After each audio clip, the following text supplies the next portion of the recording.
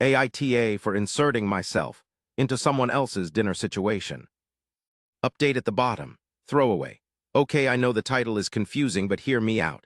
I went out to eat with my 34F BF 35M and two other couples. For context, I am a mother to a 5-year-old, not my BF child. So 2 tables away was a new parent couple in AMP. What I can only assume was the guy's parents. I assumed this because I was that girl when I first had my child. Out to dinner with your father's child, and his family and baby is being fussy, you're struggling, and no one is helping you. Baby S crying for about 15 min now, all while the father, or no one else for that matter, is offering her any help or a break, so she can have at least a bite of her food that's been sitting there cold for about 30 min. I really just wanted to run to her, grab the baby for a bit, and tell her to eat. This is where I have been an asshole. Baby's crying, again no one paying attention, and she goes to comfort baby and breastfeed. Well, all of a sudden she's the center of attention. Baby father says, "What are you doing? That's disgusting, go to a stall in the bathroom." At this point I lost it. My BF was trying to calm me down the entire time, telling me it's none of my business, but I just went ham. I got up from my table, walked over, and told him if he found it so disgusting, why doesn't he go eat his sandwich on the toilet? I said she has been struggling, hasn't had a bite to eat all while the 3 of you sit there enjoying yourselves and letting her drown. And then I said loud enough that the tables around could hear that anyone who is offended by a woman breastfeeding needs to get checked, because breasts weren't made for men to suck on for pleasure, they were made for feeding, and that's exactly what she's doing. No one said anything, but she also didn't go to the bathroom and finished feeding her baby, who calmed down, and she was able to eat. My BF is upset I caused a scene in front of some of his friends and everyone really at the restaurant, but I just couldn't sit back, watch, and say nothing. So Reddit, AITA for inserting myself and yelling at strangers. Just some clarification after all the comments. I do agree and feel terrible that I could have put her in a position to get yelled at later. That wasn't my intention.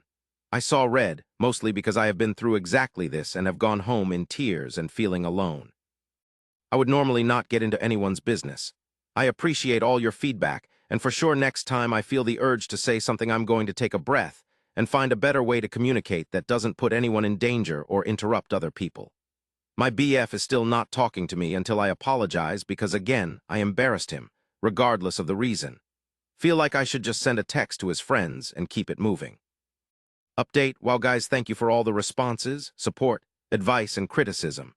These past 24 HRS have been crazy, so here's a quick update.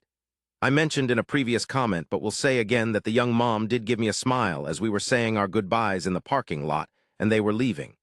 In terms of this situation, like I said, I could have had more tact and really hope I didn't expose her to more abuse in retaliation. As for my boyfriend, well, now ex, because he broke up, well, told me he needed space with me. I showed him the thread and this is what happened. 1. Super pissed that I posted this on here. Why am I putting our business out on the internet? And basically I wanted people to turn against him. What? And more attention than I already took at the restaurant too.